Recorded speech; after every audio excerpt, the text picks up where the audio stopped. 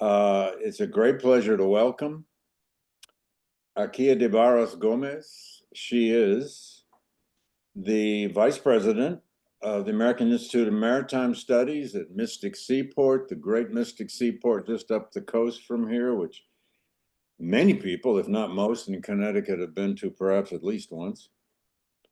From 2008 to 2017, she was a professor of American Studies and Psychology at Wheelock College. She's also director of museum projects and of maritime studies, and visiting scholar at the Simmons Center, now named for Ruth Simmons, at Brown University, Brown's equivalent of what we do here at the GLC. She's the creator of a now very important exhibition at Mystic Seaport called Entwined: Freedom, Sovereignty and the Sea, the history of Dawnland, or New England. That was Mellon funded, and Akeia was the curator of that. We'll hear about that today, I believe. She's the head of all programming at Mystic Seaport. And the title of her talk today is Who Speaks and Who Listens? Sharing Black and Indigenous Stories in Museums. Akeia, it's a great pleasure to have you here. We have a wonderful audience, and we will have some good questions, I'm sure, with this big audience out there. Welcome, and it's over to you. Thank you so much, David, and I'm very honored to be speaking as part of this series today. I'm going to share my screen to get us going, and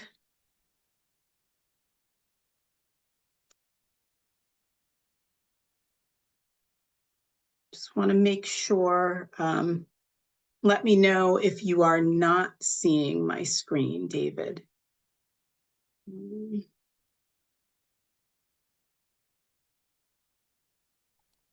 I see it. All good? Okay. So I titled this presentation, Who Speaks and Who Listens, because I think as important as the content of the exhibit and the story that we're telling within the exhibit, what is as important to talk about is the community work that made this exhibit possible, and that it was a community project from the beginning. So rather than what often happens, where an exhibit is going to happen, a curator comes up with an idea for the exhibit, and then the community being discussed or the community that's featured in the exhibit is then shown the exhibit or shown the narrative and asked, you know, how can I fix this? How can I make this better? What we chose to do was start with the community before we even knew what story we were going to tell within the exhibit. So I'm going to talk about that quite a bit, as well as the exhibit itself. And so when I took on the role at Mystic Seaport, I was in a different position. I came onto staff at Mystic Seaport as the senior curator of maritime social histories, which is a mouthful. But really, you know, when people would say, well, what's social history? For me, it's a people-centered, story-centered history rather than big events, right? Big life-changing or nation-changing events. You're really focusing on individual stories and how they tell the story of the collective once you put them together. Another thing that I was tasked to do was looking at maritime history and how maritime culture, maritime occupations helped to shape American society. And so that can be anything from fishing and obviously the whaling industry, which New London area, New Bedford area, big history there. Port work, shipbuilding, everything that's listed here, even auxiliary occupations like blacksmithing. How did all of that maritime culture help shape the nation as it is today? And then also looking at seafaring as a way of life. So everything from what is maritime culture, right? How do we describe that? Women in those communities, men in those communities, marginalized communities that engage in maritime occupations, maritime news. You know, one of my favorite things about maritime history before I became a maritime social historian was actually tracing the news networks within the African diaspora that were facilitated by Black men going to sea and being able to share stories about revolution and the situation of slavery in other countries. And so all of that was really my primary role in taking this job. And just to, you know, before we get into the nitty gritty of what I did for this project, we all come into our work with biases. We all come into our work with knowledge and experience. And so my training is in anthropology, where we're taught to lay our biases on the table right before you write your ethnography. You sort of let students or whoever's reading know where you're coming from and your perspective. So I just want to highlight my own Atlantic journey and how it led to the scholarship that was part of the Entwined exhibition. So about 25 years ago, I got my start in my profession at the Mashantucket Pequot Reservation as an archaeologist for the tribe.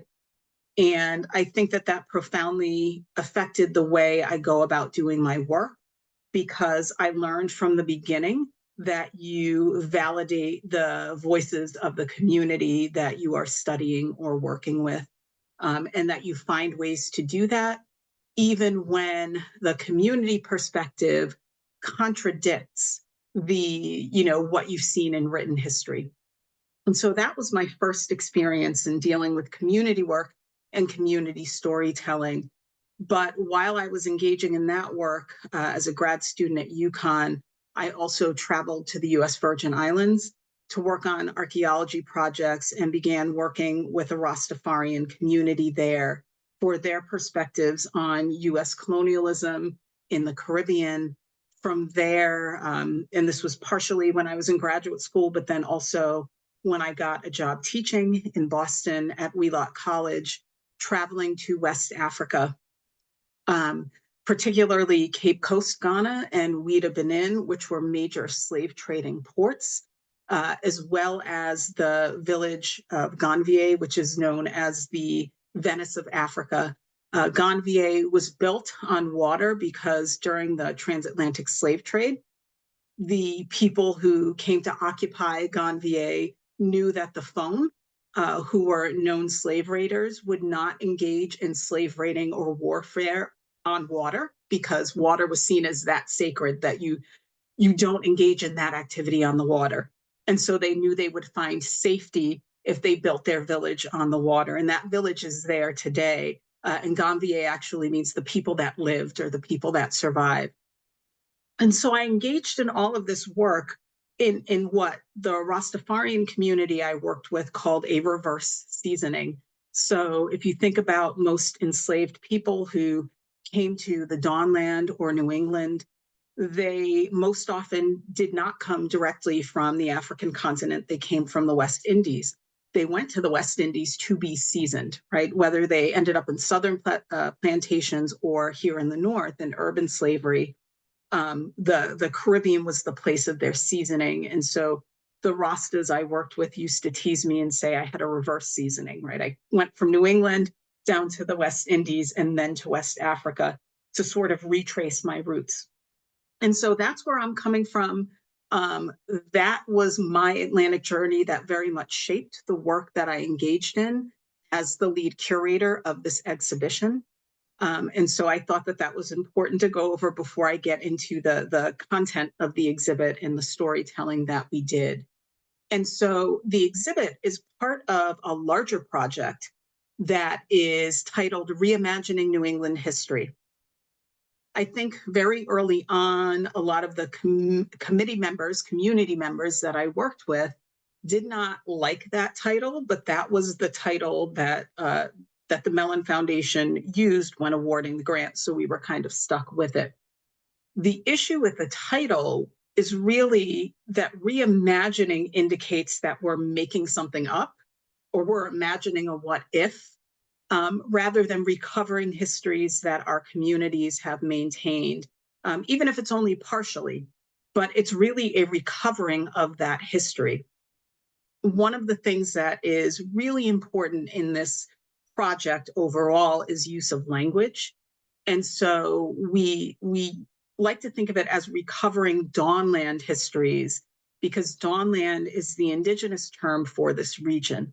So if you live in New England, you are of a people that is the first to greet the sun when it comes up over the water, right? So it's the land of the first light. And the indigenous people who lived in this region were the people of the first light. And so we like using Dawnland rather than New England, because if you think about what New England implies, it was supposed to mean that indigenous people moved away or disappeared, and England could be recreated on this landscape. And so we don't want to reinforce that, albeit, subliminally, we don't want to reinforce that through our use of language.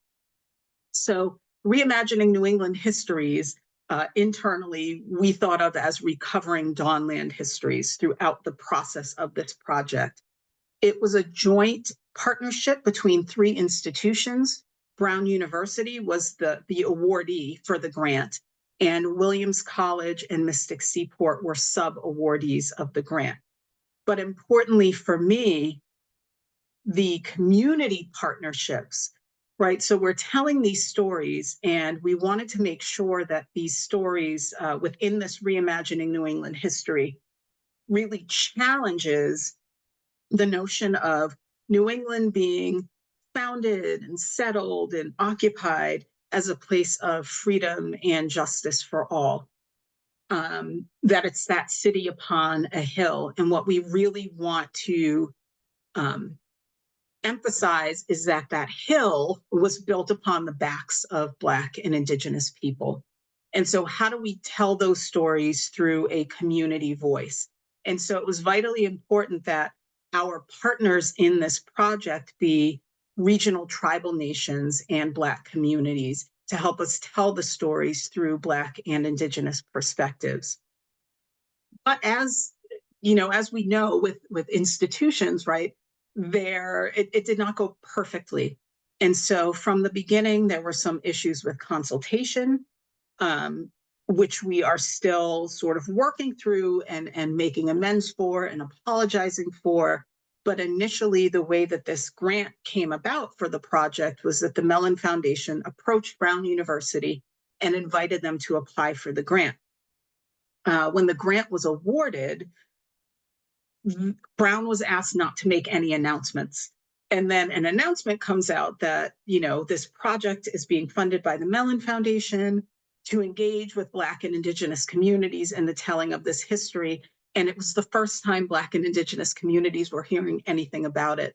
And so ideally, right, that consultation and engagement should happen before the grant is even written, as the project is being envisioned. And it was not the first step in the process this time, which is really unfortunate. But once we got beyond that and started to be able to work with communities, we truly were wedded to the idea that this was a community exhibition, community project through a community voice. So I came on after the grant was awarded in July of 2021. And I actually did not start working on the exhibition until October of 2021, because I could not see coming up with an exhibit narrative, coming up with belongings, which is the word we use for objects, belongings to put in the exhibition or anything, right, without consulting with community members on the way the story should be told and the belongings that should be utilized to tell those stories. And so that didn't happen. We didn't have a committee of community members from tribal nations and Black communities throughout the region. That was not put together until October. But what I did know was that I wanted an Indigenous and Black point of view to guide every element of the exhibit and all of the associated programming.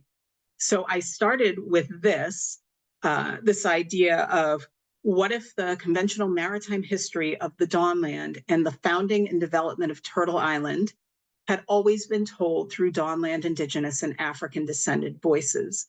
How would the story of the Dawnland be told? What parts would be prioritized? And how would the current narrative change? And so I went in thinking, that's all about perspective. That was going to be the perspective of the exhibition. And the specific stories that we told, the narrative, would be shaped by the committee. So before engaging in the project itself, if you think about the history of engagement between museums, institutions of higher ed, colonial institutions with Black and Indigenous communities, there's not a lot of trust there. Stories have been taken and appropriated. Belongings that are in museum spaces that belong to African descended, and Indigenous communities are often things that should not be in museum collections. They really should be in the community.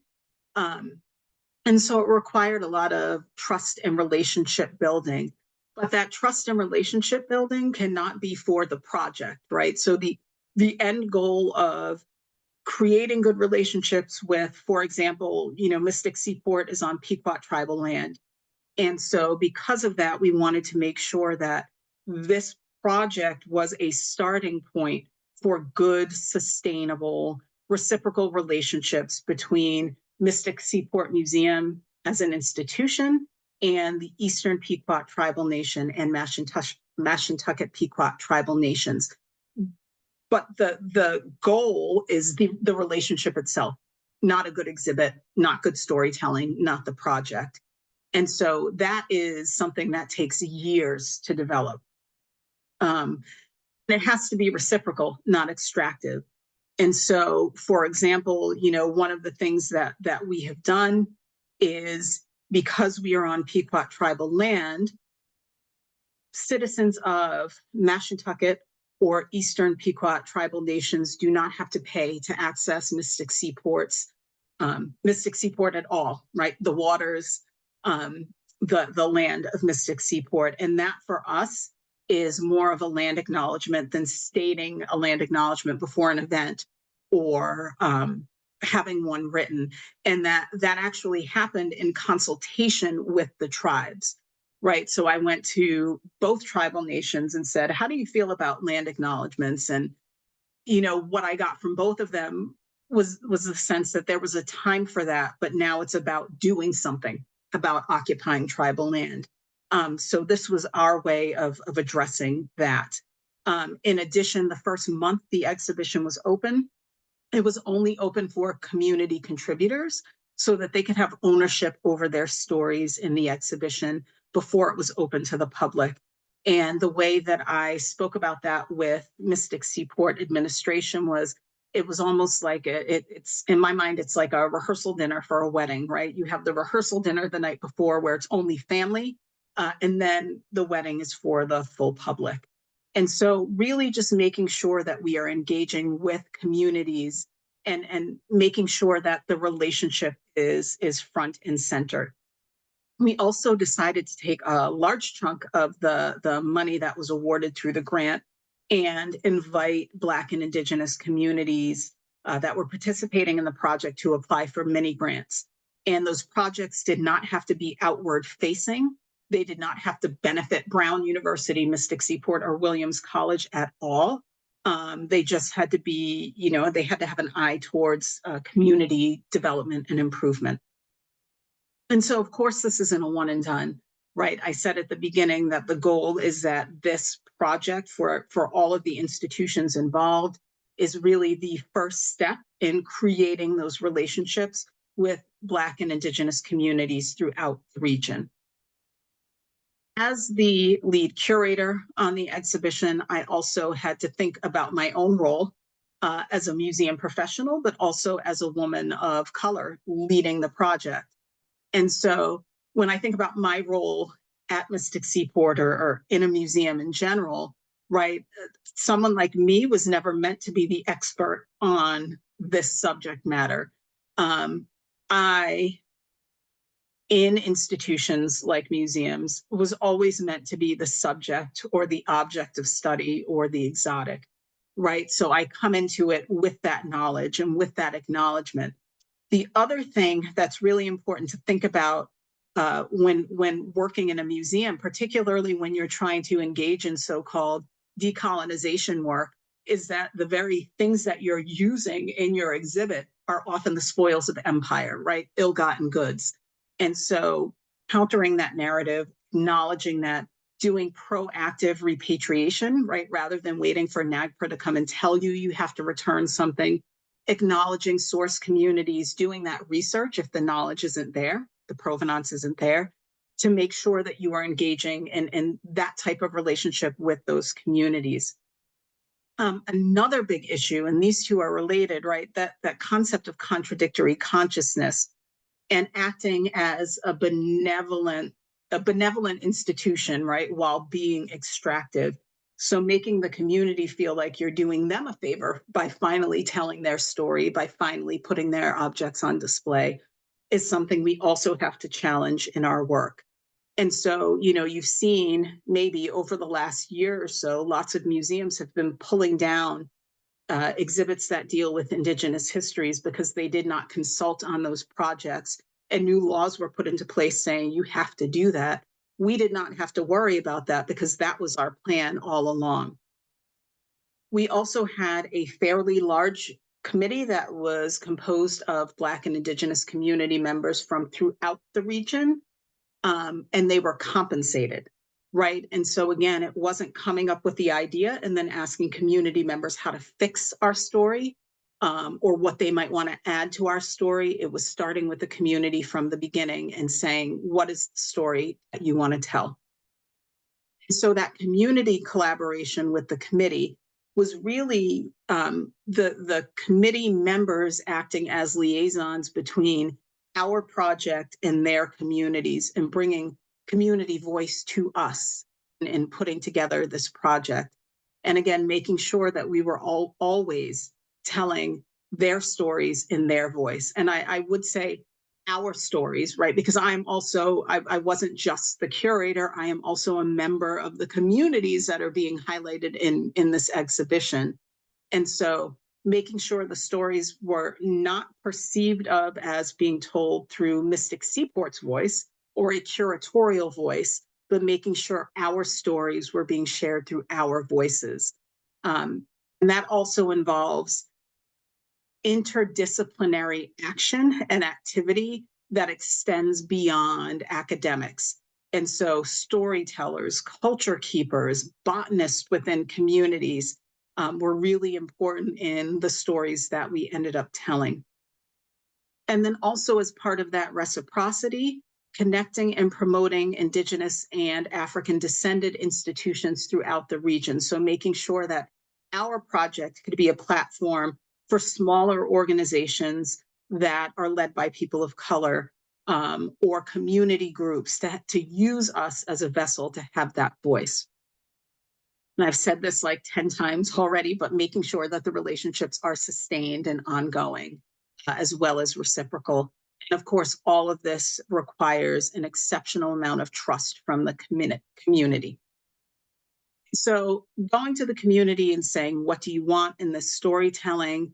A couple of things that we heard, attesting to presence, cultural identity, and renewal, particularly for Indigenous communities, just making the statement, we are still here, right? We survived and we are vibrant.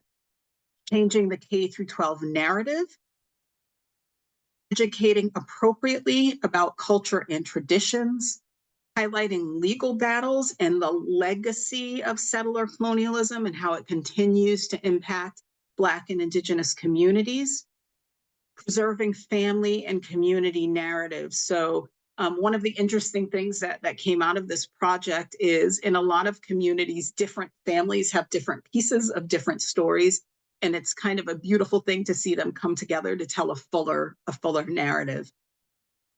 And then making sure that in this process, we were not trying to come to absolute consensus, but that we were providing a space for dialogue.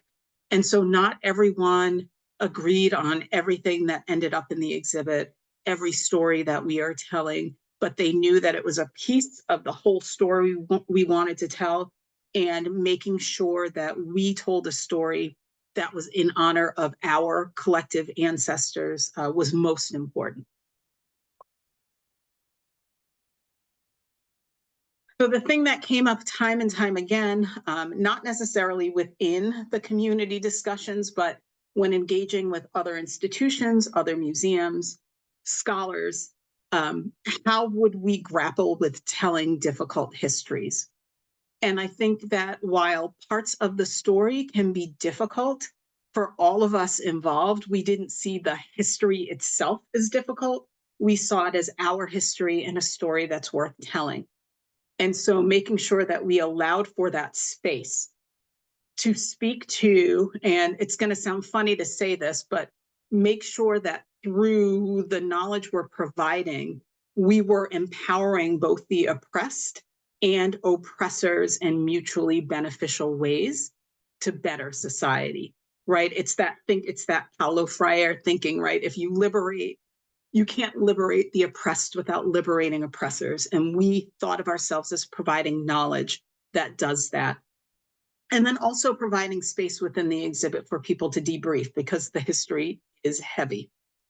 And as a museum and as a scholar, right, thinking about removing your authority to tell the story, analyze the story, dissect the story, and make sure that the community voice is the authoritative voice in the storytelling. We also had to acknowledge that not all stories are for all people. And so making sure that we had permission to share the stories that we shared, making sure that the stories that we shared are appropriate to share outside of the community for the benefit of educating the public was very important to us. We didn't want to share anything that might be appropriated or that should not be told outside of, say, a woman's circle or outside of the community or a particular family. So it all started with me going to that committee and saying, what is our, because I include myself, right? What is our maritime story and how do we want to tell it? Because a lot of the initial pushback when this project was announced was that it was going to be this very political exhibit and that it, you know, the sole purpose would be to exhibit white guilt. And we thought nothing of the sort in thinking about the story that we wanted to tell. So on the next slide, I believe I'm going to show you the exhibition narrative that came out of the very first conversation that happened in October of 2021. And it is the story that stayed with us from the beginning, that first conversation, all the way through the exhibition. It's the story that we stuck with. So some of the important points, our histories, our African and Indigenous histories are not on a timeline. They're like the ebb and flow of the waters. They're cyclical. They're circular. They're about birth, life, death, rebirth. They're about trauma and healing. And that was the time scale we wanted to use to tell our story. Because it's at Mystic Seaport Museum and because it's a maritime history, we needed to relate everything to stories of the sea, sovereignty, and freedom. And so these are the themes that we saw as entwining Black and Indigenous histories.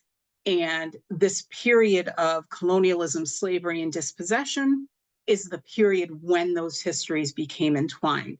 But we made a conscious decision that although the larger Reimagining New England Histories project is really supposed to highlight New England as a site of colonialism, slavery, and dispossession, we felt like our histories are so much more than that, that we did not want to use that theme as the narrative for our exhibition. And of course, making sure that we're telling the story from Black and Indigenous perspectives when related to land and sea and our lived experience.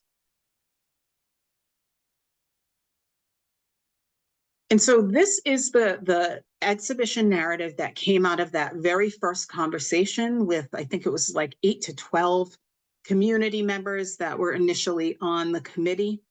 I'm not going to read the whole thing, but I'm going to highlight a couple of important points for the storytelling in the exhibit. The first two words on the narrative, and this is in a video and on a panel when you enter the exhibition. First two words are Kuta, which is Pequot for the sea or waterway, and Kalunga, which is Kikongo for the sea or waterways. And the reason that we chose to use these words is language is important and words are important. And when you say Kuta and Kalunga, what you are indicating is not just the body of water, but a place of creation, a place of ancestors, and a place of rebirth. You don't get that when you say the Atlantic Ocean. So we wanted to make sure that we started with those words to say how we feel about the sea and rivers and waterways. Throughout the exhibit, we use Pequot language as Dawnland Indigenous language because we're on Pequot land. We use a variety of African languages to highlight the diversity of Africans that were brought, and then in the case of Cape Verdeans, chose to migrate to the United States. And so again, highlighting sovereignty, using Turtle Island instead of North America, a focus on our ancestors, a focus on cycles of time, cycles of life, death, and rebirth, bringing up or recovering our histories that have been silent or silenced, and focusing on our strength and resilience. So that's the narrative that started all of this and really helped us decide on what stories we wanted to tell and what belongings we wanted to include. And so if you haven't been to see the exhibit, this is the space you encounter directly after seeing that exhibit narrative. And so if you look to the bottom on the floor plan, you're kind of looking at that long rectangular area to the left. And so this is really an area where we highlight that our narrative is not focused on contact, colonialism, slavery, and dispossession, that it really focuses on 12,000 plus years of maritime knowledge, skill, and adaptation. So we're making the statement that our maritime story started before there was even an America.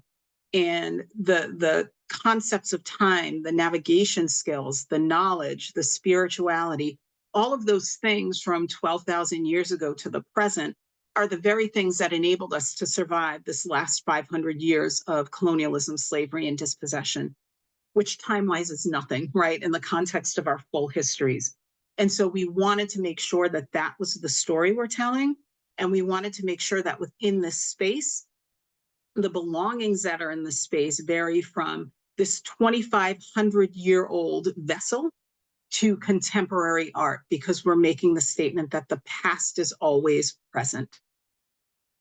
We also engaged in a 10-day boat building residency. So one of the really neat things we discovered in the process of creating this exhibit and our research is that throughout much of sub-Saharan Africa and the Dawnland, dugout canoes were created in the exact same way. So rather than digging out with tools, they are carved out with fire and water.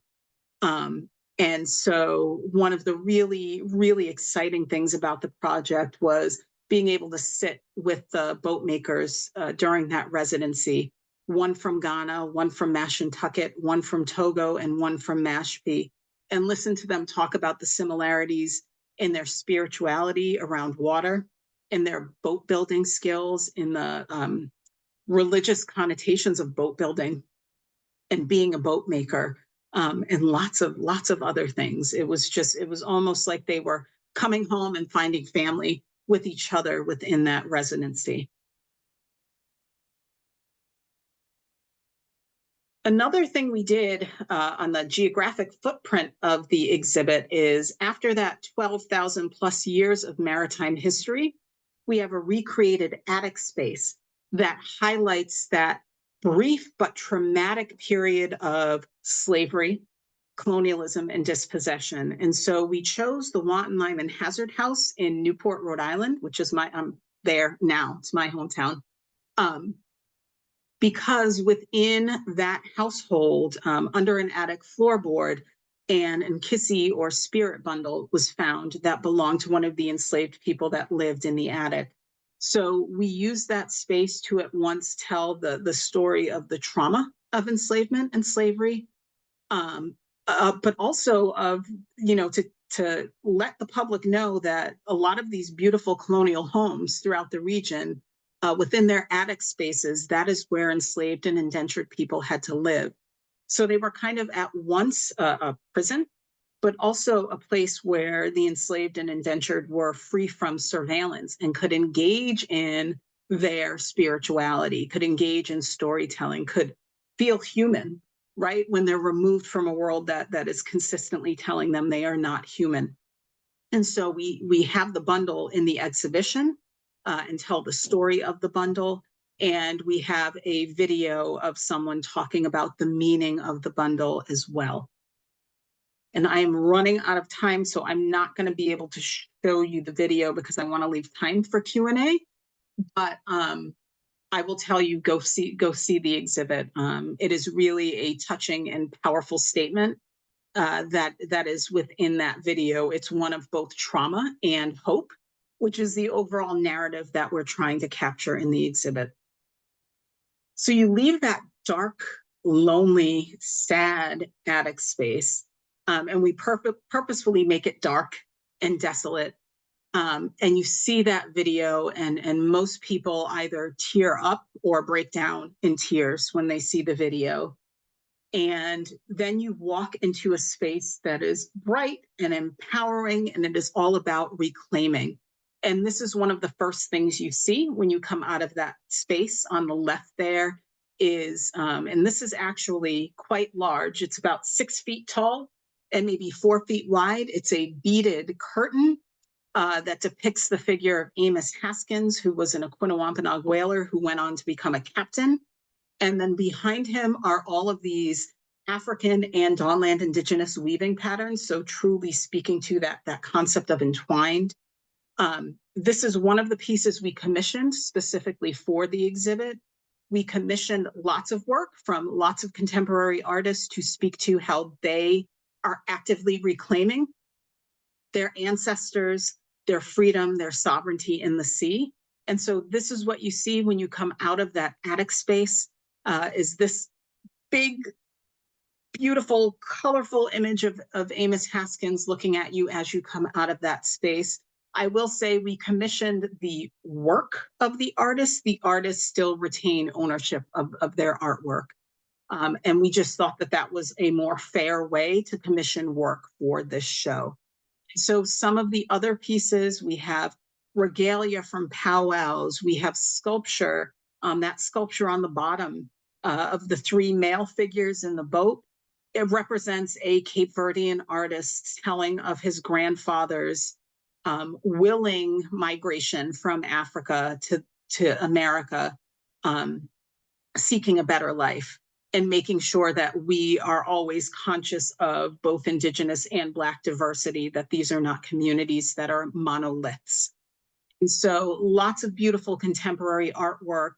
And then beyond that artwork, there is a space to sit and quietly reflect, think, cry, right? Just to sort of sit in solitude and take in everything that you've encountered while walking through the exhibit space. And within that space, there are these shipping labels where you can leave feedback. And so I like to show these because one of them is in Hungarian and the other is in Italian. And they are just really thoughtful messages about how those individuals felt about learning this history of the United States as something that is empowering, that highlights the beauty of Indigenous and Black communities, right? So rather than coming into an exhibit that's gloom and doom and all the awful things that have happened to Black and Indigenous folks, what they took away was that these were empowering stories. And a lot of the feedback is just thank yous, right? Thank yous for us telling the story the way that we're telling it. Thank yous from people who are Black or Indigenous, who appreciate people from their communities being able to tell the stories about their communities. And so it really speaks to, not only the stories that we were able to tell within the exhibit, but the power of letting the community guide that storytelling and ceding, CEDE, right, ceding authority as museum professionals to allow community members to be able to tell their stories in their own voices. So thank you very much.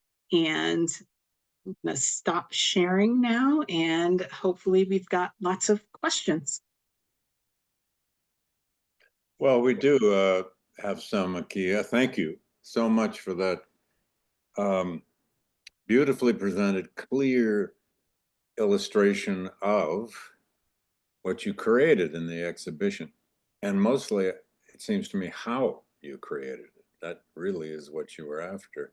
I have a couple questions, but I'm going to go to the people out there. We have quite a few people on today, and we welcome your questions. Keep sending them in. This person just says they're anonymous. Question is, how do you, and maybe you can read them, I'm not sure. How do you approach groups with relationship building being a top priority when you have a project already in motion or in mind? I guess that's maybe what you call the contradictory consciousness or something. I mean, that's an interesting question. How do you do both of those? Yeah, I mean, unfortunately, so you can do that, right? Unfortunately, that's not the ideal way to do that. So I would say, even if you don't have a project in mind, as an institution, relationship building with your surrounding community should be a goal in and of itself. It is very difficult because if you think about what communities are dealing with, what indigenous tribal nations are dealing with, museum exhibitions and museum projects and college projects are pretty low on the list of priorities. Yeah. But we also don't want to be misrepresented, right? Yeah. And so there's that struggle on the other side too of, this is exhausting. I think this person might just be reaching out to me to check a box, right? Because those are the things that go through your mind. But I also want to make sure my community is being properly represented. So I would say, if the project, if you already have the project going, go to that community with a lot of humility and say you realize you went about it the incorrect way. You realize it takes time to build relationships. And can this project be one step in that relationship building? And acknowledging, right, that the relationship should have come first. And even then, right, you might reach out and not hear back for no other reason than the people you are reaching out to are not only representatives within that community, but they've got 9 to 5s, right? And so, and lives and jobs. Right. And the people who tend to be contacted to do this kind of work are the same people who are always contacted to do this kind of work. So they're already engaged in 5, 10 different projects, making sure that their community voice is adequately represented. So it's difficult, right, on all sides, but I'd say reach out, acknowledge that the contact should have happened way before now, and ask if you can start the process of relationship building through this particular project. I love the way you express the idea of humility there. Humility has to be real. I mean, it can't be false. It has to be authentic. And humility is a beautiful, powerful thing when we can wield it. Yeah, and I think one of the pictures on one of the slides was me at a community event getting smudged. And I will say, one of the things that I hear time and time again from community members is the thing that they appreciate most was that I showed up in friendship, right? So I would show up for events just because I wanted to be there and involved with the community, and for them to know that I was a friend and a resource, as opposed to just showing up to get the work done or just showing up when I'm on the clock at work. Right. So showing up for those weekend events, joining book clubs in the community, showing up when the community is protesting for this, that, or the other really goes a long way. And it shows that you're interested in moving beyond being extractive, that you really do want a relationship as an institution, but also you as a person with the community. That's well put. And I think it's something that academia, and I'm not going to trash academia here, but doesn't practice that well. It's hard for us to get outside of our boundaries. It's hard for us to get out of our bubbles. It's hard for us to spend the time because sometimes we don't have the time, or we think we don't. It's one of the reasons that the GLC here, we try every way we can to do what we do for the world beyond Yale's boundaries. I mean, this, we look at ourselves too much. Let me go to the rest. There are a lot of other questions emerging here. Adi Van Dyke is asking, I deeply appreciate the sensitivities with which you approach this broad project. Did you occasionally, nevertheless, hit a tripwire? I think that's what you meant by this didn't always go perfectly. What are the tripwires and how did you try and heal any such bruisings? So I will say a question like that makes me admit that I cheated a little bit in this process. So if you remember on one of the slides, I talked about getting my start at the Mashantucket Pequot Museum. Yeah. A lot of my work between then and now has dealt with engagement with Black and tribal communities. Mm-hmm. So I kind of already, with my foot coming in the door, I already had a degree of trust in communities. I already was well aware of, for example, tribal protocol, right? Yeah. And who you contact to speak about what. And if I didn't know, I knew who I should go to ask. Yeah. I knew to be very sensitive to not being so excited over community participation in the project that I then made it a burden to the community. So I kind of came in with that already. I will tell you, I was reminded several times by several community members, both Black community members and members of Indigenous tribal nations or tribal representatives. They would say, yeah, I trust you, but you were here speaking on behalf of the museum, right? And so that's how we have to engage in this conversation and this work. Yeah.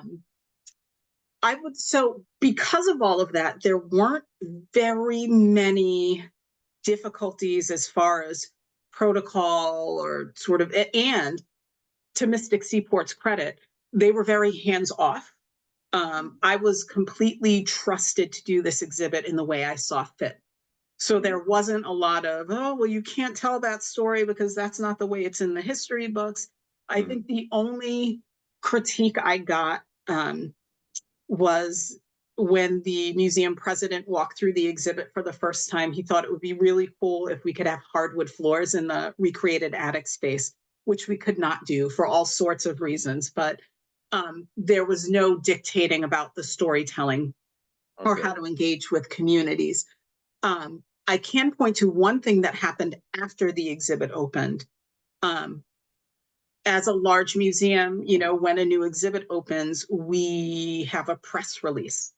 Sure. And we did a press release about the exhibit that highlighted the story that we were telling in the exhibit and all of the contemporary artists that were being featured in the exhibit. Standard press release, right? Yeah. But what we missed was acknowledging the community members that participated in getting the exhibit to that point and the process that led to the creation of the exhibit. And so I think, that led to me sending out a lot of apology emails because I did not catch that, right? I'm like, that has nothing to do with me. That's a marketing thing. And I can just check the spelling, right? And not being conscious of that was our first public statement about what was going out about the exhibit. And so I think that, when everything went seemingly perfectly up until that point, and then the press release goes out and it's like, oh, we missed the mark on something. But all of these things are really opportunities to learn and grow and do better next time. So it wasn't devastating, right? But it was. Was the press release written by Mystic's public relations person who's well-meaning, but absolutely might have checked around a little bit before dotting absolutely the and I will say I read it and I'm looking for typos and I'm looking for incorrect dates and I'm thinking, in my head, it's just in my mind, it's a press release for an exhibit. It's about the art, right? And I didn't take a step back from that and say, we need to acknowledge the community contributors and the fact that the design firm who put the whole exhibition together is run by a Mashpee Wampanoag family, right? And their name needs to be part of what we're talking about when we talk about this exhibit as well. It's Smoke Signals is the name of the firm. But of course. so, you know, learning that when you do an exhibit in a different way, the marketing and advertising also has to be different to acknowledge, right?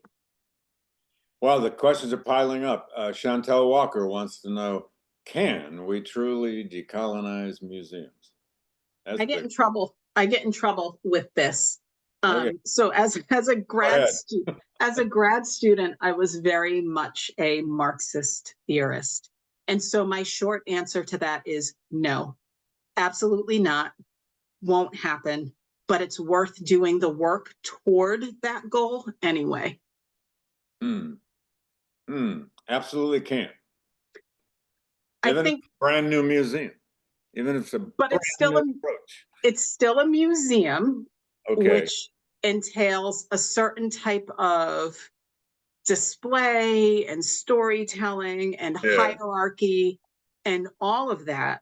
And I think even a lot of indigenous museums acknowledge that the work they're doing is based on this colonial foundation of what museum storytelling should be. I think, you know, you could say the same thing for colleges and universities.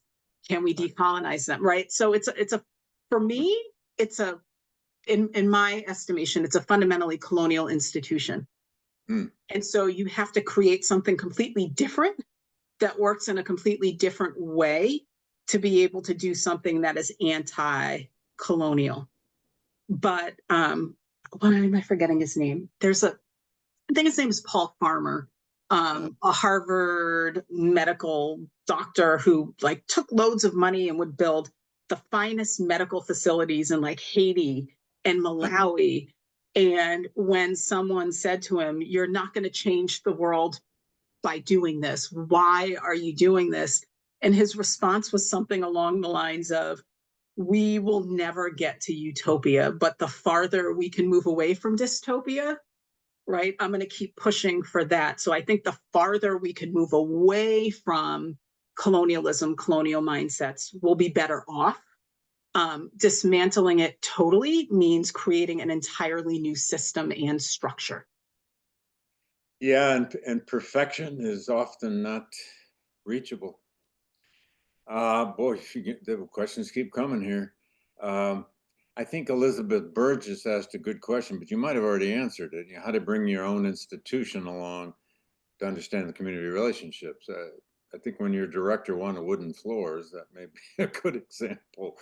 Well, I said it wouldn't be ADA compliant, and the fire marshal would never let us do it at this point. So, but you know, I like telling that story because he walked through the exhibit and all of the history and the storytelling was completely new to him. And the only thing he thought to ask me to change was the carpeting that we had put on the floor. So I call that a win. Yeah, okay. Tim Weiskull has asked 3 or 4 questions. I'll save those for the moment. Dolores Walters wants to know, how did you engage non-resident communities such as the Ghanaians? Did they also become residents like the indigenous groups in Cape Verdeans? Residents, that means, I guess, the fellows at your center. How do you handle that one?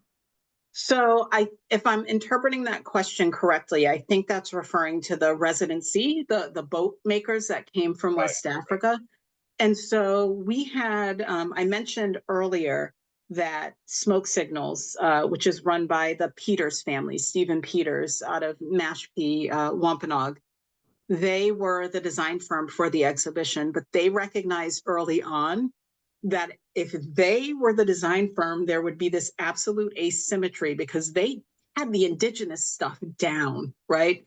But that African voice, that Black American voice, would not be as front and center as the indigenous voice. And so what they did, they brought on Frank Mitchell as a core, so as a core, you know, a lot of people do, and that's why we reached out to him. As he was a core member of the project and brought that other voice, the African descended voice, to everything that we were doing. And it was actually Frank who got Yeah. a lot of the contemporary artists who participated in that reclaiming space. And it was Frank who said, I know a Ghanaian artist who can help with this boat building. And I Yeah. know an artist from Togo who can work on this boat building, and they'd be happy to come and spend a residency doing that. So it's, again, Frank being so entrenched in these communities and knowing people to reach out to and knowing contemporary artists that would be happy about the work that we're doing. And so we found them through him. Actually, I found that one of the most fascinating things about your talk and examples in your talk, in that you brought up, people from different African cultures with people from different indigenous cultures, and they're making similar boats, etc.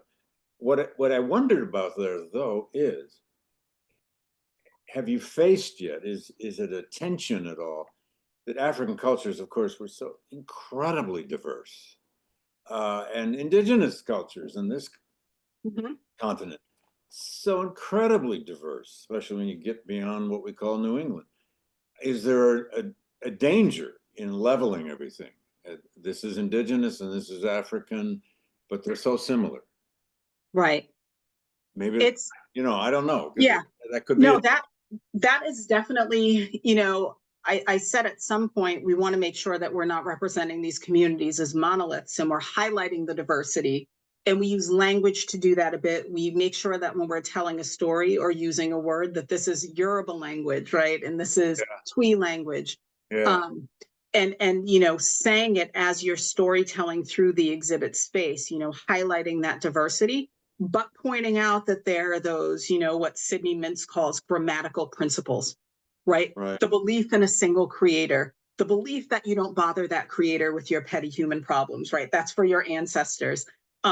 Those are similar things that we see throughout sub-Saharan Africa, that we see throughout the Dawnland, that we can sort of zero in on and say, though there are language and cultural and technology differences around the continent, we can highlight that these are the things that people coming from sub-Saharan Africa would have seen of themselves in indigenous communities here, and therefore join those communities out of respect and admiration and similarity and all of that. But we want to make sure that people don't leave saying Africa, Indian, right? And that's the whole story. So I hope we accomplish that. Okay, I think Michelle may have a question. Yeah, I just wanted to kind of follow up on some of that. The Maritime historian.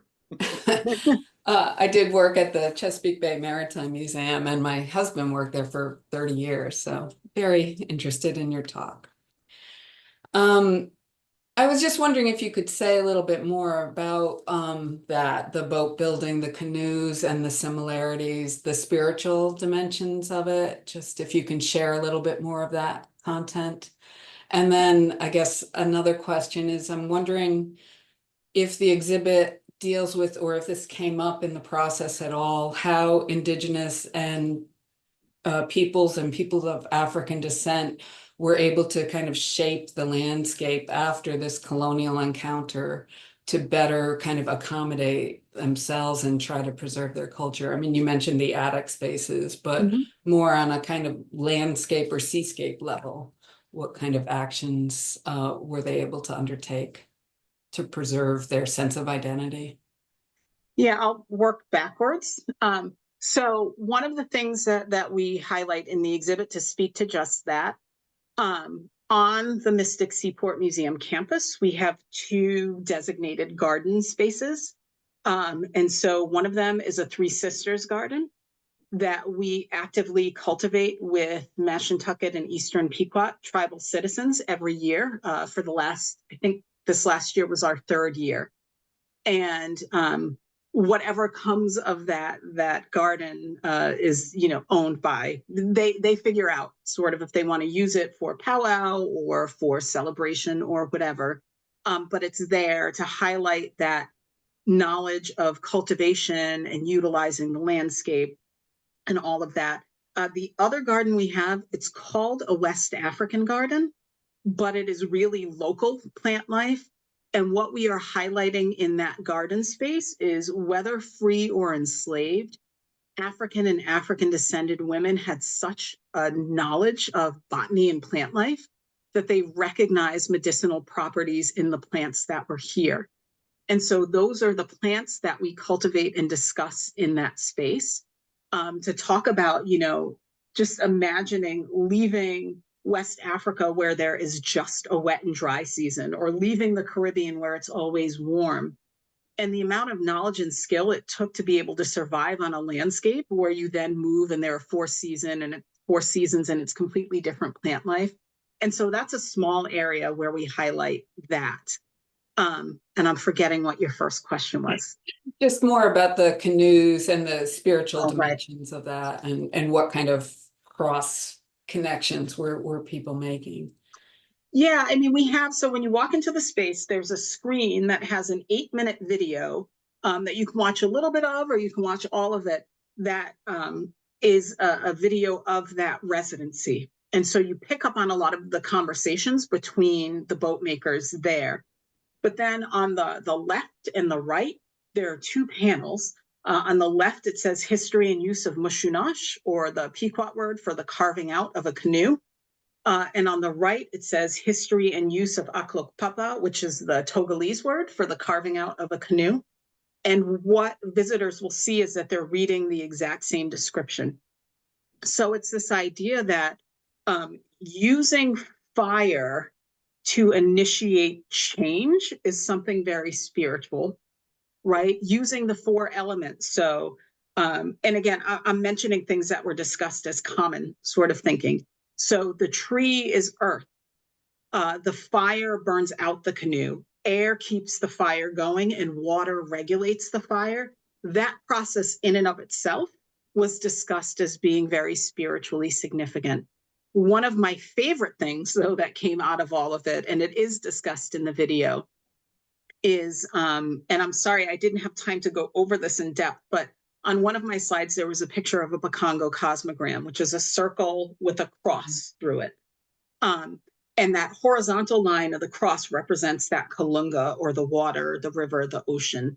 And so beneath that is where the ancestors are, but that's also the source of our creation, right? It's where we are before we sort of enter this plane and are living. Because of that thinking, the boat builders decided that all of the so-called important symbols, artwork, etc., on the canoe would be on the bottom.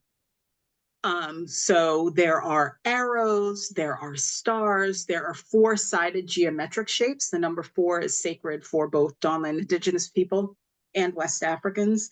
So 4 elements, 4 directions. We had 4 boat builders. All of that is on the bottom.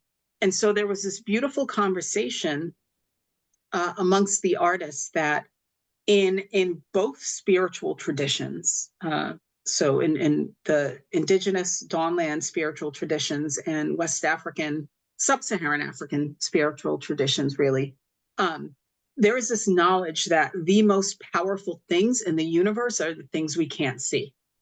So ancestors, the creator, right? Universal vibrations. These are all things that we kind of have to anthropomorphize because we can't see them. And we have to use human behaviors and traits to explain how they work. But you can't see them. They're not apparent. And that's a part of their power. And so in having the canoe design on the bottom, where when visitors come in, they can't see it, right? That for the boat makers was a spiritual statement. And I get a kick out of it, but I also think it's very deep. One of the things one of the boat makers said is, you know what, the curious will ask. They'll ask why you can only see half of that design. And the curious might get on their hands and knees and try to look under the canoe to see what's there. And we'll be happy to answer questions, or we'll be happy to explain. But unfortunately, the curious are usually children. Adults won't ask questions and don't want to appear that they don't know, right? And so I think that sort of thinking of spiritual power being unseen, but felt and known, was something that was common. I think the fact that everyone involved, the boat makers and myself, were very happy that on the first day of the dugout burn, there was a thunderstorm and a downpour. because both throughout sub-Saharan Africa and here in the Dawnland, rain is a blessing and thunder is a signal that you are doing just work. And so when we heard that thunder in the distance, the film crew got very anxious and packed up and went inside. But myself and the 4 boat makers just had smiles on our faces because we knew it was a sign that we were doing good work and we were being blessed. So that was another similarity in spiritual thinking that came out of that as well. Wow, really interesting. It's great. You know, before we get, oh, I'm sorry, Michelle, you have a follow-up?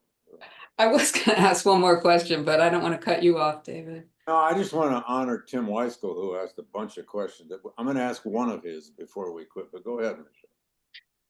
I'm just wondering, like, you know, I have done maritime history research myself, and I did research in Haiti many decades ago and in other fishing communities. And, you know, you mentioned maritime occupations as being a vehicle for transmitting news and, you know, the notion of the common wind. I'm sure you're familiar with it. So I'm just wondering if any of those sort of Western approaches to maritime history come up from Indigenous and African communities themselves, the sense of maritime occupations being a sort of refuge from slavery or the plantation system. Is that Absolutely. Okay? And is that something that occurs in the exhibit, or how did that? Yeah, I think it's that right? So I think it's that thinking and the fact that the sea was also seen as a place of spiritual power and you know, both, I mean, this is probably something you heard while you were in Haiti, but we have a mask that's used in ritual and prayer to Mami Wata in the exhibit. So even that idea that, yes, it's refuge, yes, it's being out of sight, but the very spiritual power and life-giving nature of water is also significant in that, you know, running away, being out to sea. So it's not just the, I'm not being observed, I've got freedom. It's also, this is a place of tremendous power that I'm bringing myself to. Thank you. Well, as a last question, although I had another one or two myself, but Tim Weiskell asked a whole bunch here. So, but he's asking about how human populations can get marginalized, he says, in maritime history and in colonialism. But what about this question of the current sea level rise, coastal erosion? I mean, any coastline is now endangered in this way. And there you are at Mystic Seaport, you know, after all. Yeah. Is this in any way part of the thinking that went into this exhibit, or the thinking more generally of the programming you do at Mystic? It's definitely, you know, as we are coming up with strategic plans, that is definitely on our minds at Mystic Seaport. The conversations that we had, and this isn't something that made it into the exhibit, but we had lots of conversation over those 2 years, by the way, that we worked with that committee before the exhibit shaped up. You know, one was environmental racism. The fact that when coastlines became places of leisure, Black folks and Indigenous folks were kicked out of those spaces, right? And even, you know, where I live in Newport, Rhode Island, my mom grew up in an area that's known as the Point, which is that community right off the Newport Bridge. Her house, the house she paid to live in when I was a baby, was $75 a month to rent. Now the houses there are like $3-4 million to buy. And it is very difficult now to get access to the water because, of course, people put their fence line. You know, you can't own the coast, but you can block it with your property. And so we talked about, you know, perhaps considering that. We talked about considering the fact that when these communities are pushed away, they're also pushed away from traditional fishing rights, from maritime occupations, right, through unionization, which people of color are often left out of, right, those projects. So it was discussed in the planning for the exhibit, but there's only so much you can get on the 4 walls of an exhibit. And so again, this isn't a one and done.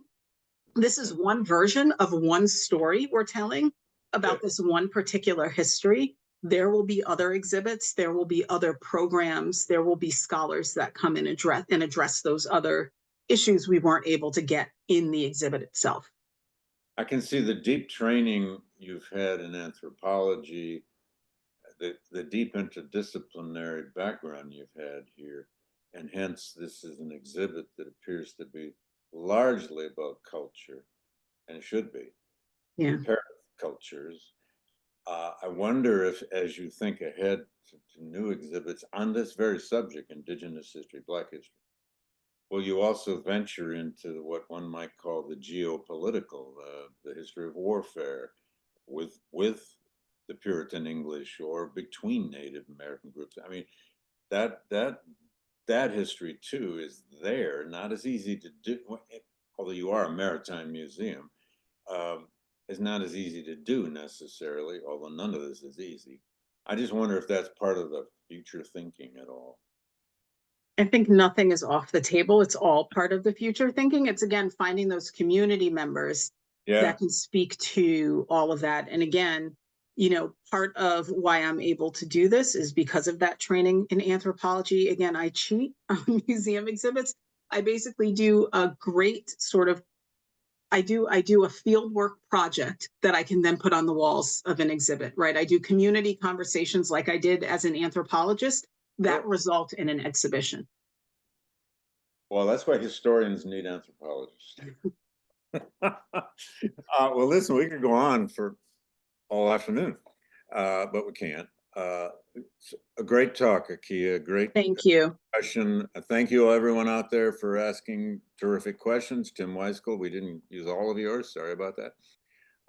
And thank you, everyone, for coming today.